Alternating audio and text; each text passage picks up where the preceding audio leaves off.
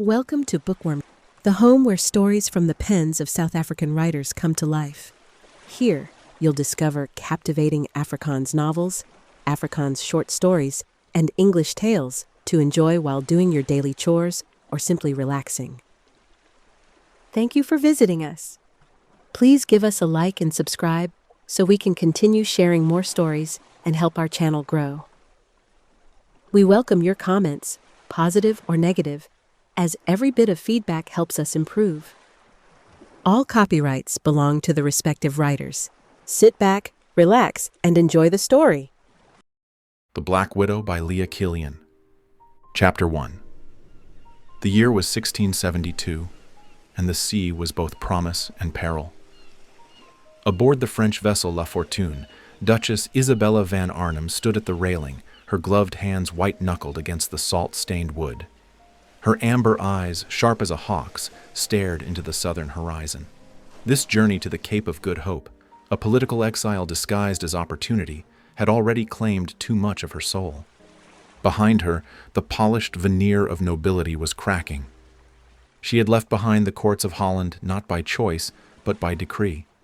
Her father, once a powerful merchant aligned with the Dutch East India Company, had died under mysterious circumstances, with no husband, no true allies, and a stepmother eager to rid herself of complications.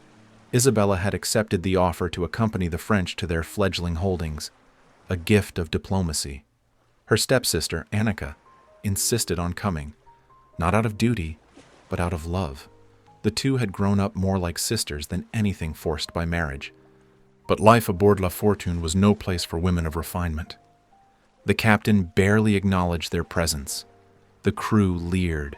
Provisions were poor, the heat relentless, and the stench below deck unbearable. Weeks passed in a haze of mildew, rationed water, and constant vigilance. Isabella learned to move with purpose, to hide her discomfort, to speak only when spoken to. She sharpened herself like a blade. Dignity became her armor. And then came the storm. It struck with no warning. The sky turned black in a breath. Waves towered like mountains, crashing over the deck with roaring fury. Men screamed, ropes snapped, the sails tore like parchment. Isabella clung to Annika as chaos consumed the ship. They were thrown into the freezing sea, hands wrenched apart, voices lost in the wind. When she awoke, her lungs burned with salt. Sand was in her mouth, her hair, her ears. Her dress was torn, skin scraped raw.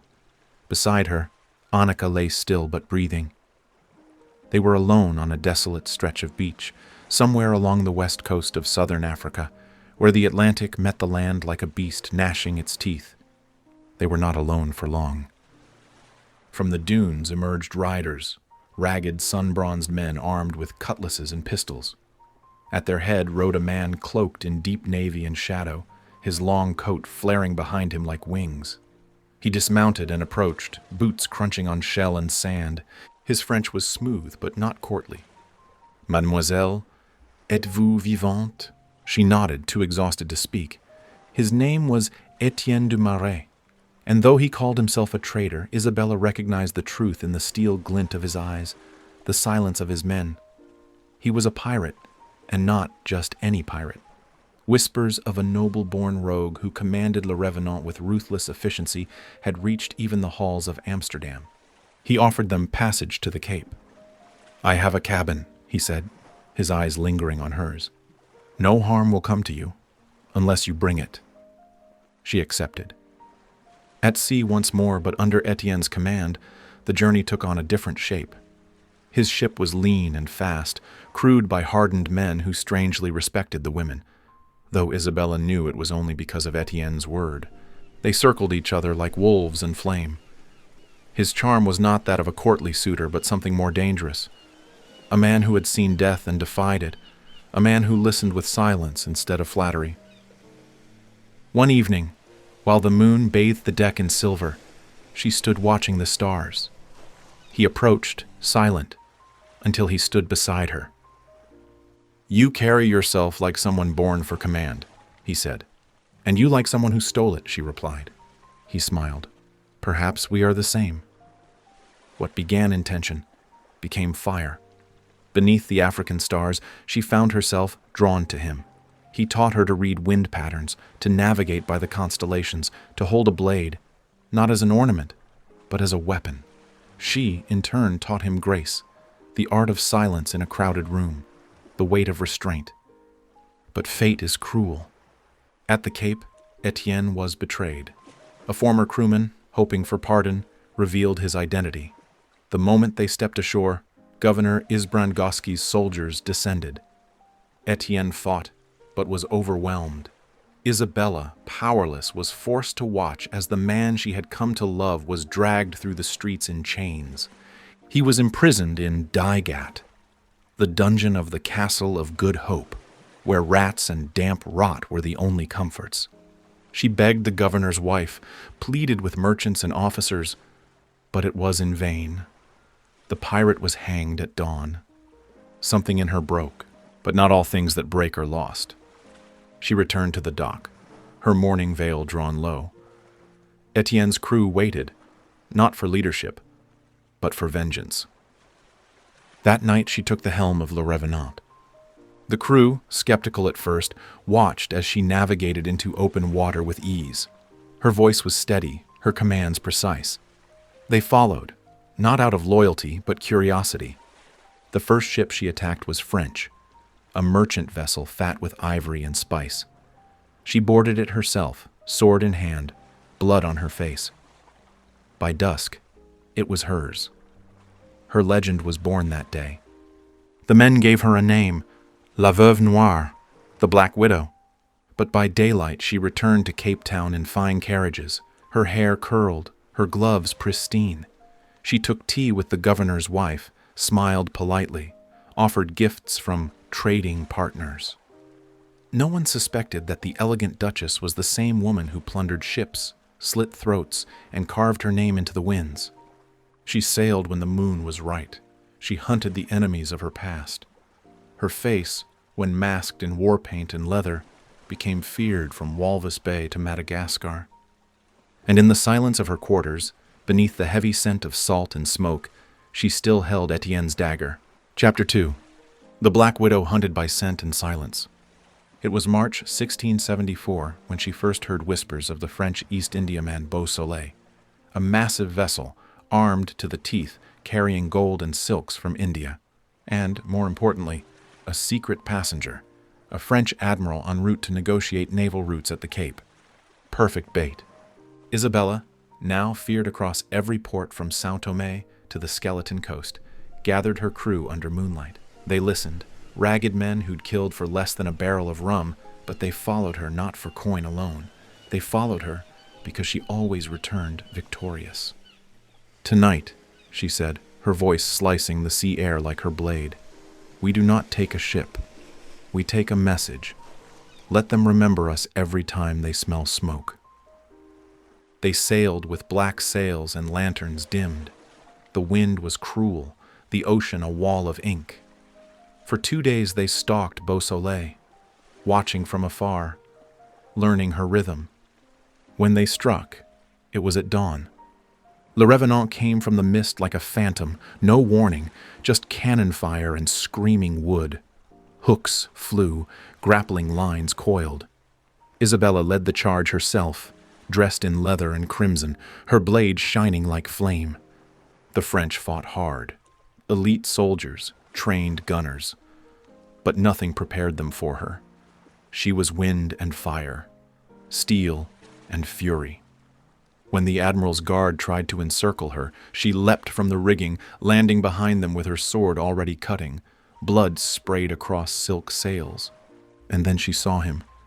He stood at the stern, flanked by dying men, backlit by fire.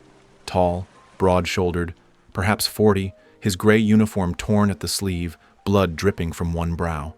He held a pistol, aimed at her heart. But he didn't fire. Their eyes met. 2 wolves meeting in the storm. He lowered the weapon. "I take no orders from thieves," he growled. "I'm no thief," she replied, her breath heavy. "I only take what should never have been yours."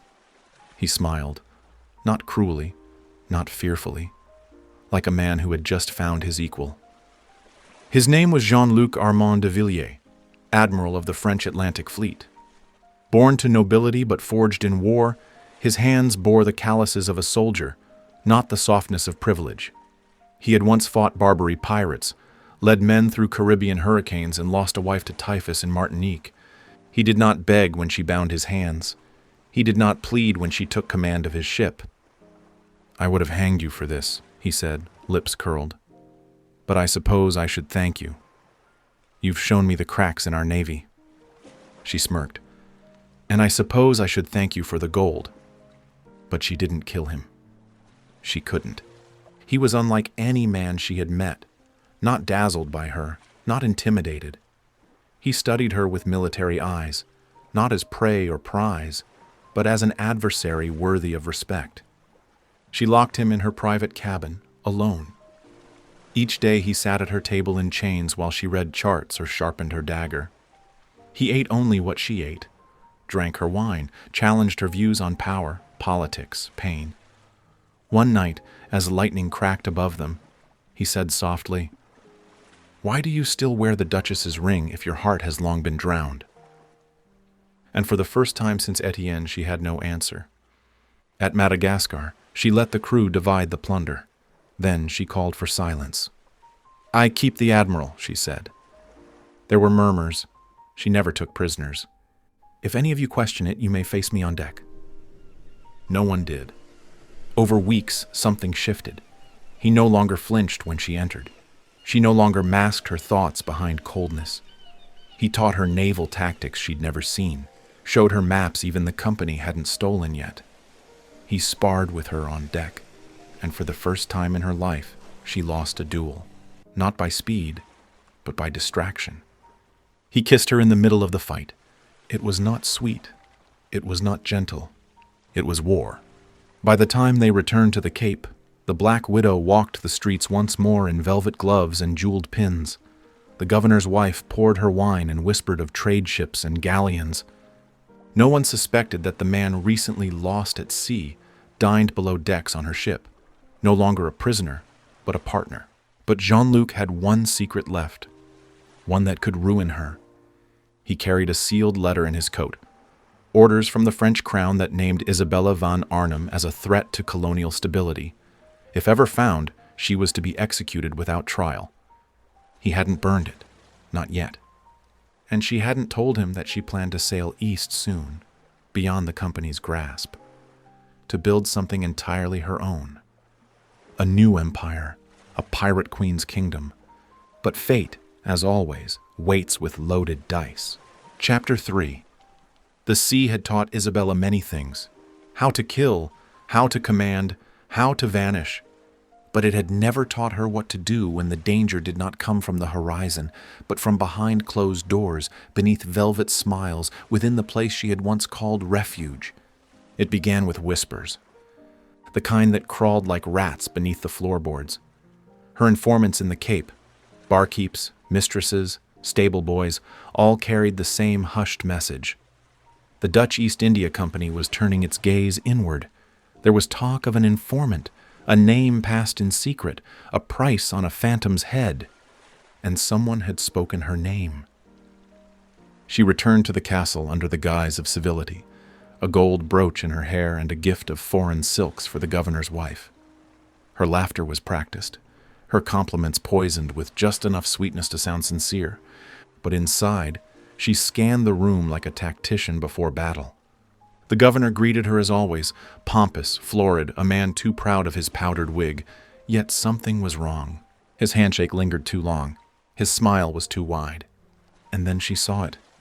Jean-Luc, standing in the far corner, dressed in full French uniform, clean-shaven, polished, a sword she didn't recognize at his hip. He looked like a stranger. She crossed the ballroom with a predator's calm. "What is this?" she said under her breath, her lips barely moving. "They summoned me," he replied, his voice low and rough. "A naval envoy from the crown. I could not refuse." "You could have warned me." "I wanted to. But you didn't." His eyes darkened. "I didn't know who to trust." That night, she left the castle alone. The cobblestone streets echoed with boots, but not hers. She was being followed. She ducked into a narrow alley near the old slave lodge, pressed her back against the wall, and drew her blade. 3 men. No insignia, no honor, just company dogs. The first lunged. She cut his throat before he touched her. The second tried to flank her. She slid low, swept his knees, and buried steel in his gut. The third ran. She let him go. Let them see what she was. Let them fear her name again. She fled to Le Revenant that night, her dress torn and her hands bloodied. "Set sail," she ordered. The quartermaster blinked. "Where, Captain?" "Anywhere the company is not." But the wind was wrong, the tide dead. They had to wait for morning. And morning brought the storm. Not from sea, from land. Dozens of soldiers, cannons, orders for her arrest, signed in Dutch and French alike. She faced them at the dock in full black coat and boots, her sword at her hip. Jean-Luc was among them.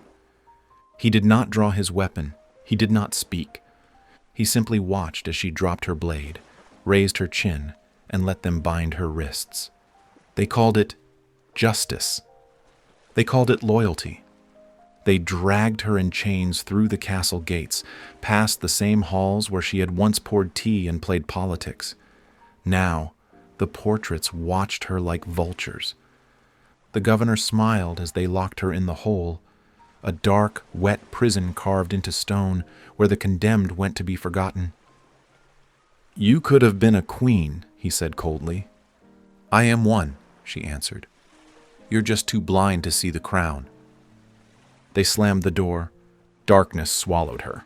For 3 days she lay in the pit, battered by rats and memory. She thought of Etienne, hanging from a noose. She thought of Jean-Luc, standing silent. She thought of the crew. Did they flee? Did they fight? Or had they been bought? And then, as the 4th night fell, she heard a sound. Keys. A whisper. And Jean-Luc's voice. "I couldn't stop them," he said, "but I can get you out." She stood, weak but furious. "Why?" she asked. "Because they're not after you," he said. "They're after me too. You were just the excuse." And in that moment she understood. He had protected her by staying silent. If he had spoken, if he had sided with her openly, he would be dead. Now, they were both hunted, and there was only one way out. They fled that night through the sewage tunnels, beneath the very castle that had sentenced them. She emerged on the cliffs above the harbor, wind howling, gowns soaked in filth and freedom. Her ship was gone. Burned, but her crew had scattered, some inland, some waiting, and hidden in a forgotten cave north of Table Bay, beneath an old Josa shrine, lay a second vessel, the Widow's Fang. Sleek, fast, armed, a gift from a smuggler she'd once spared. Now reborn, Isabella swore a new vow. They would not chase her. They would not cage her. She would become the storm. Chapter 4. They sailed north, away from warships, away from the gallows, away from the smoke still rising over Table Bay. The stars became her compass. Jean-Luc rarely spoke. He kept to the shadows, repairing sails, feeding wounded men, sharpening blades. But his silence was heavy, like a tether between them. They reached it on the 13th night, an uncharted crescent of land, hidden by cliffs and fog. Locals called it Thulani's Teeth, where sirens were said to sing sailors to death. But Isabella knew better. She saw opportunity. By day, she walked the coastline with chalk and vision, sketching fortifications in the sand. By night, she met with smugglers and scouts, drawing exiles to her flame like moths. They built with stone and driftwood, armed the cliffs with stolen cannons, dug cisterns, patched sails, bartered with Josa fishermen. A new republic was forming. No kings, no flags. Only one law, loyalty to the widow. The night of the first storm in the cove, Jean-Luc found her alone in the armory. She was binding her wrist, split open during a skirmish with a mutinous Spaniard. "You're still bleeding," he said softly. "I've bled worse." He stepped closer. "You don't have to fight alone." "I always have," You don't anymore. She looked up, and for the first time since the gallows, she saw the man, not the uniform. The scars on his hands, the grief in his eyes, the ache he'd hidden behind duty. Lightning cracked across the sky, throwing shadows like blades across the stone. She didn't speak. She kissed him. Hard. Clothes fell like weapons discarded. His mouth found her throat, her collarbone, the curve of her shoulder. He tasted of salt and sweat and months of silence. Her fingers gripped his back, pulling him deeper, grounding her in the fury of it all. He lifted her like she weighed nothing, pressing her against the wall, lips hungry, hands reverent. She gasped his name. Not the one written in company records, but the one she knew only in firelight. He spoke hers like a vow. Their bodies moved like ships crashing in a storm, wild, desperate, beautiful. No more armor, no more lies, just skin, breath, surrender. And when it was done, when the rain drummed soft against the stone, she lay beside him on the cold floor and whispered, "I still don't trust you." His laugh was hoarse. "Good, you shouldn't." But he wrapped his arms around her, and for the first time in years, she slept without a blade near her hand. By dawn, she was up again, cloak fastened, command on her breath, but something inside her had shifted. She was no longer just running from the Cape. She was building toward war, and she was no longer alone. Chapter 5. The sea had always taken her name, her lover, but now it had finally given. The widow's haven grew like a fortress carved from myth. High above the jagged cove cliffs, black sails fluttered like warnings. Cannons lined the perimeter, half-rusted but functional, always ready. Beneath, 100 men called the haven home. Exiled pirates, escaped slaves, Dutch deserters, Malay harpooners, and all of them loyal to one law, loyalty to the widow, or death. But loyalty like gold had to be tested. It began at midday, under a cloudless sky. Two rival captains, Barrett Red Flag Doyle and Caleb Van Ryn, a brutal Dutch traitor who once slit a man's throat over a compass, were meant to present their tribute. Crates of French wine, gunpowder, and a handful of terrified Portuguese hostages. But instead, they arrived with sneers, half-empty crates, and full crews bristling with muskets. "You're not the first to claim a crown on these waters," Van Ryn spat as he stepped forward. "And if you think a sharp tongue and a lover's sword make you queen, you're as foolish as the last bitch I drowned." A murmur rolled through the haven like an incoming tide. Isabella stood above them on the stone platform she'd named Judgment Rock. Her cloak billowed, her boots crushed red dust. Her fingers rested calmly on the hilt of the very sword that once belonged to the pirate who died for her. She smiled. "I'm no queen," she said, her voice cold as forged steel. "And you're no threat." Red Flag Doyle laughed, wide and loud. "We've brought ships, men, and coin. You've brought attitude." Her eyes met Jean-Luc's for half a heartbeat. No words passed between them, just understanding. Then she leapt, down the steps, straight into the circle of brutes. Swords flashed, boots slid in dirt, gasps rose from the onlookers. Van Ryn drew his blade, confident, trained. She parried once, twice, and then twisted beneath his arm and drove her elbow into his jaw. He stumbled. She moved like flame, swift, unrelenting, furious. "You think you deserve this place?" she growled, slashing at his thigh. He swung wildly. She ducked, slid, came up behind him, and whispered, "You came into my house with your hands dirty and your heart cowardly." She slammed the pommel of her sword into the back of his skull. He hit the ground hard. Before Doyle could blink, she turned to him. Her blade gleamed. "Your turn?" He dropped his sword. Smart man. They were exiled before sundown. Isabella stood before the bonfire as the crews chanted her name, their fists pounding against their chests in rhythm. "Widow, widow, widow." Jean-Luc approached later when the fire was low and the men half drunk on stolen Madeira. "You didn't have to fight," he said quietly. "I always have to fight."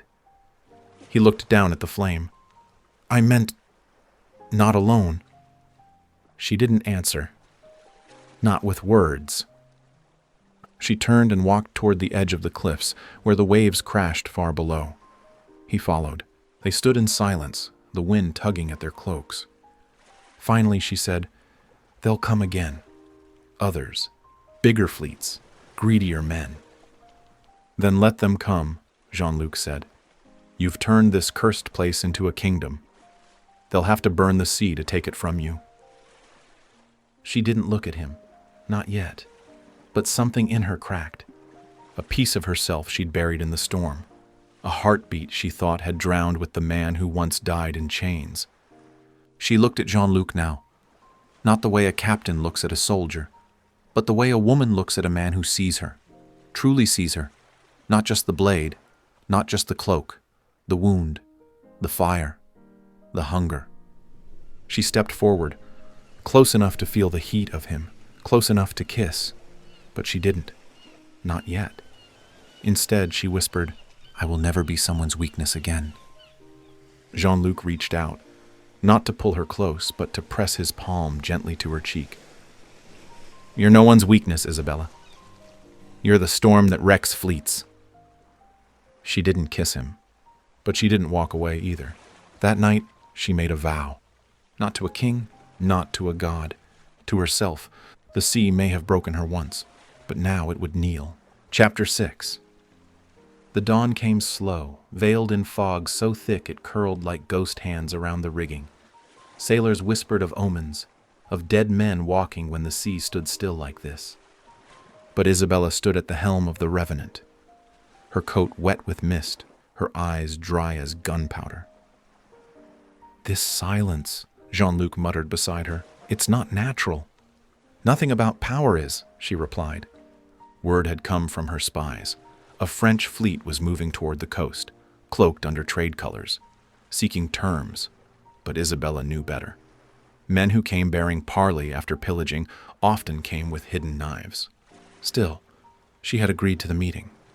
They were to anchor in neutral waters, just off a forgotten reef near Devil's Tooth Rock, a place known for swallowing entire ships in storms but calm on days like this.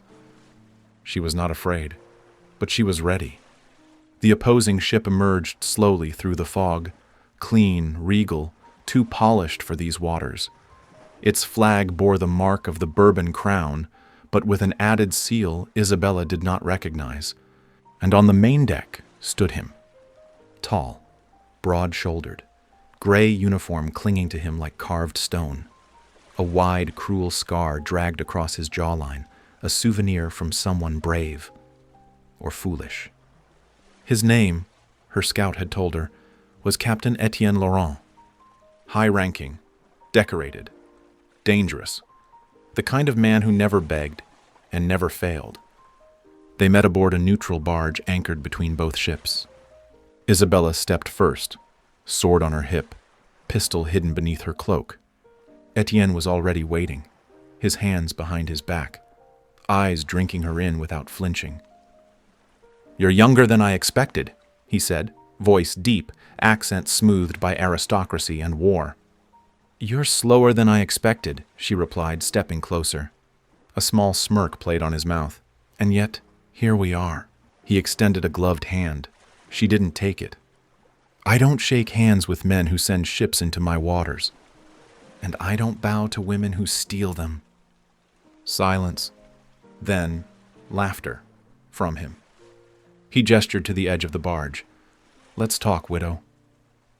They spoke for over an hour, about sea lanes, stolen gold, prisoner trades, and power. But it was clear from the start, this was no simple negotiation. This was a dance, a game of glances, sharp jabs disguised as words and tension that wrapped around them like the very fog they stood in. "You've built a kingdom on blood and whispers," Etienne finally said, eyes narrowing. "And you've built yours on lies and privilege," she shot back. He stepped closer, too close. "If I wanted you dead, I'd have burned your cove and taken your head as a trophy." "If I wanted you dead," she whispered, "you wouldn't have made it off your ship." And yet, They didn't move apart. Something in the air shifted. He looked down at her, and for a brief moment, the soldier's mask cracked. "You fascinate me," he said, voice low, almost reverent. "And you annoy me," she replied, but her heartbeat betrayed her. Later that night, the Revenant anchored far from the meeting point. Jean-Luc paced the deck, his jaw tight. "You shouldn't trust him," he said. "I don't." "He wants more than gold." She turned toward him, her voice sharp. "They all do."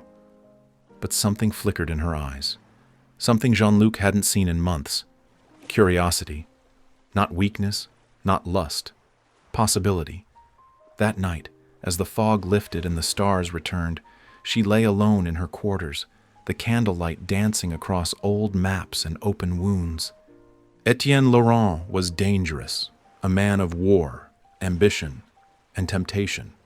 And though her kingdom was strong, her heart was beginning to stir. She could command cannons, outwit tyrants, slay traitors. But could she survive desire? Chapter 7.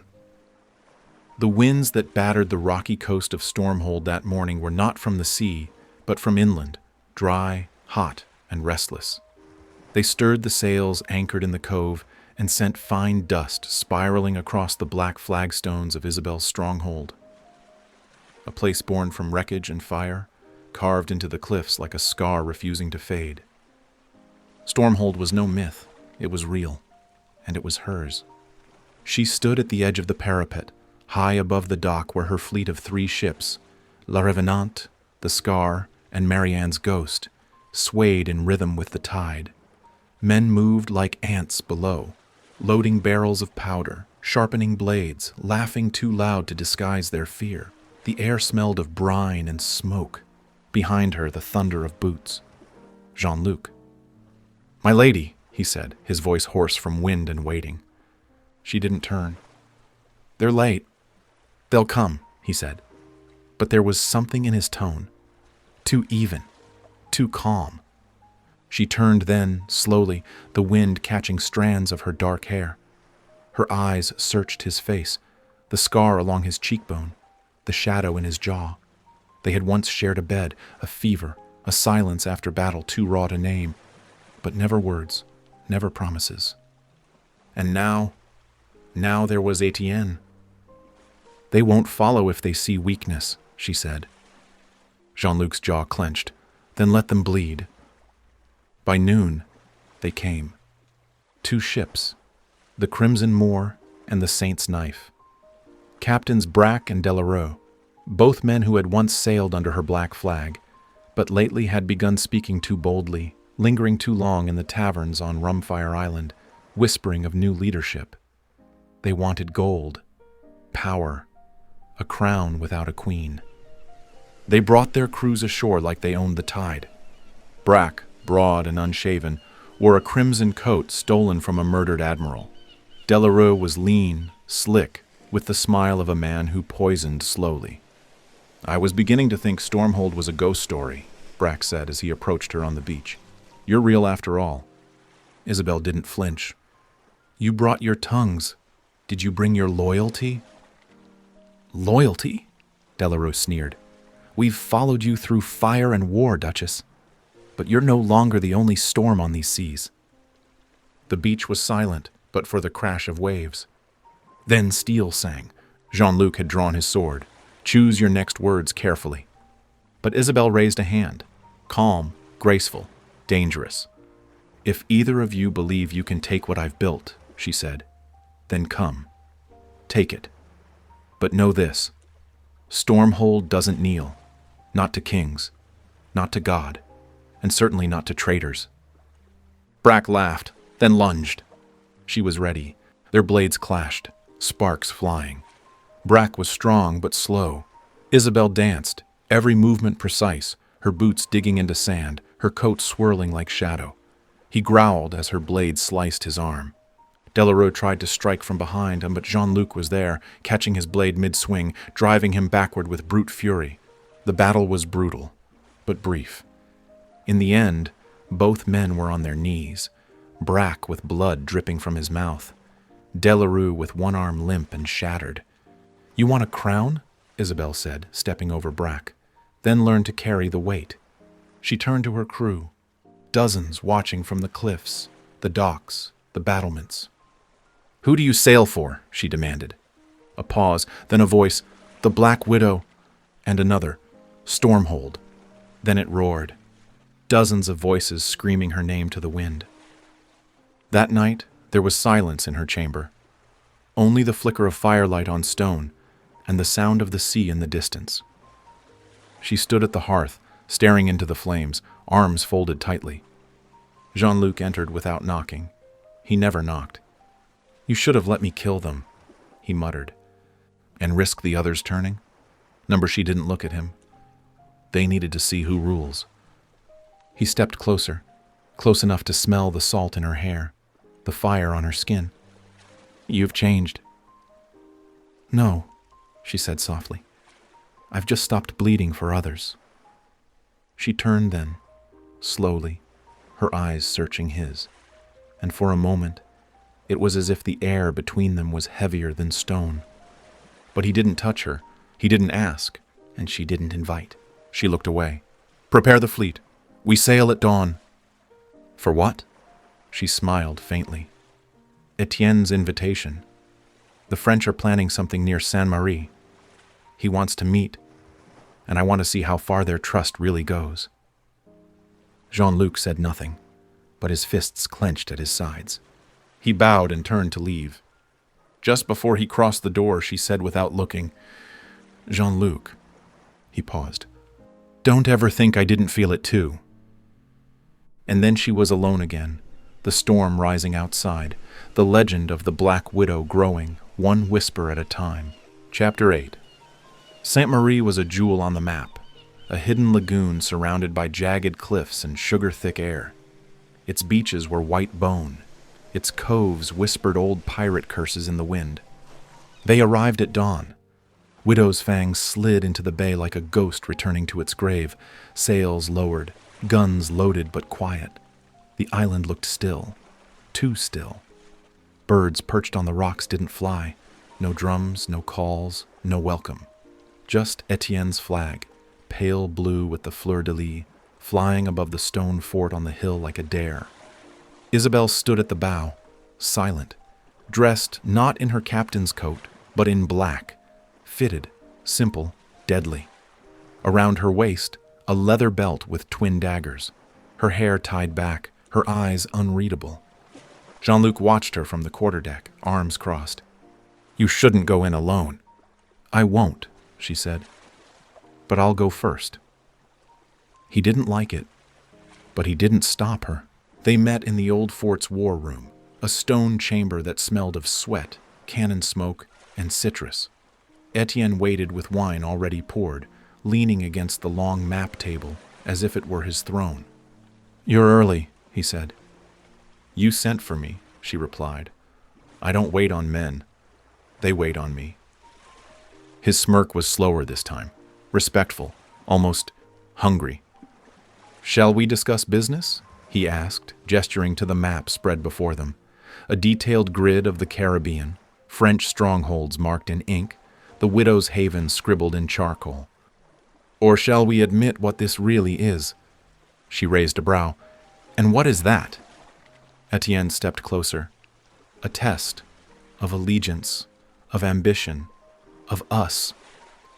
The word hung between them like smoke. She looked him in the eye. "I don't trust you." "You shouldn't. And yet I came." A long silence. He stepped even closer. "Isabel, the first time I saw you, I thought, there is a woman who doesn't fear death, who might even sleep beside it. And now, I wonder if you've ever let anyone close enough to matter." Her jaw tightened, not with anger, with memory. "I've bled for this life," she said, voice low. "I've sacrificed more than you'll ever understand." "I don't need to understand it," he said. "I only need to stand beside it." And then, like a fuse catching flame, he kissed her. Not rough, not gentle, just Real. She didn't pull away, not at first. But then, her hands came up, not to embrace, but to stop. She pushed him back, just slightly. Her breath caught. "I can't," she whispered. "Can't?" Etienne's brows furrowed. "I have given too much to ghosts, and you remind me of one." She turned, leaving him in silence, and the smell of gunpowder and citrus. Etienne shouted, "You'll come back to me, Black Widow!" Back aboard La Widow Fangs, the moon was high and cold when she knocked on Jean-Luc's cabin door. He opened it without a word. Her eyes found his. "You were right. He wanted more than gold." Jean-Luc said nothing, just studied her face like a man afraid of what he might find. She stepped in, closed the door behind her. "I nearly gave it to him," she admitted. "I nearly gave you away." His hands clenched. "But you didn't." "No." Silence. Then her voice broke. "I don't want to be afraid anymore, Jean-Luc, of repeating mistakes, of loving someone, of losing someone." He crossed to her. Slowly. Not like a man claiming, but like a man waiting to be chosen. She didn't flinch. She reached up, touched his scar, then leaned in. And this time, there was no pulling back. They kissed like storm and fire, like ruin and rebirth. Clothes were forgotten. Walls became anchors. And somewhere between the ache and the need, love was finally spoken. Not with words, but with everything their bodies had held back for too long. Tenderness and salt were tasted. Groans were swallowed. Later, wrapped in his arms, skin warm from touch and truth, she whispered, "We'll sell the widow's haven, to the highest bidder. No more adventures or flights. Just us, somewhere far from flags and betrayal." Jean-Luc smiled faintly. "And the sea?" "She'll miss us, but I think she'll understand." What neither of them knew, as they dreamt of peace and plotted freedom, was that Etienne Laurent will not accept rejection. He waited and watched from the shadows of Saint-Marie. Deep in the heart of the widow's haven, a candle flickered beside her bed and did not go out. Because their son was born, and in a month they will leave the widow's haven for good. Chapter 9. The sea was calm when he left. Etienne Laurent had seen her, the widow's haven. He had memorized every cliff face, every cove, every hidden cannon. And now, he would make sure no one ever whispered the name Black Widow again. It came fast. Too fast. Weeks later, sails crested the horizon. Not 3, not 5, but 11. Flying Dutch flags. Armed to the teeth. The Widow's Haven was caught in the lull between tides. The Widow's Fang went north to finalize the trade for the Widow's Haven. Half the crew were ashore, unarmed. Refugees, misfits, healers, children. By nightfall, the first cannon struck. By sunrise, the Widow's Haven was no more. Stone crumbled. Fire consumed the sanctuary Isabel had built from blood and ruin. The halfway house, once a haven for the forgotten, was reduced to ash. On return, the Black Widow fell to her knees, not from a blade, but from betrayal. She and Jean-Luc were bound in iron and marched through the wreckage like criminals, their hands bloodied, their eyes unbowed. Behind them, the wind carried only smoke and silence. Only one thing gave her breath as the ship sailed for the Cape of Good Hope, the knowledge that Mathieu, their son, was safe. Smuggled away by Anaïs, her most trusted sailor, wrapped in silence, hidden in hope. That hope would have to be enough. In the Cape of Good Hope, justice came swift. A military tribunal. 3 judges, no trial, no mercy. The sentence was death, by hanging, for piracy, for treason, for daring to challenge the empires of men. On the morning of the execution, Isabel asked for no priest, no prayers, only Jean-Luc's hand. They stood together at the gallows in the company square. She wore a simple white blouse, torn at the sleeves. He, a soldier's coat stripped of rank. They said nothing as the rope was placed around their necks. But when the drums rolled and the executioner stepped forward, she turned her head, just slightly, and whispered to him, "They can take our breath, but not our name." And he nodded, just once. "The widow's haven," he murmured, "will rise again." Simultaneously, the whisper, "I love you," as the trapdoor opened, and the legend of the Black Widow ended, not with gold nor thunder, but silence.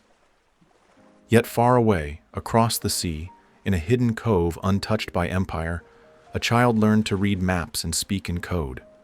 A boy with eyes like the storm, and in his hands, wrapped in old oilskin, was a tattered black flag, waiting to fly again.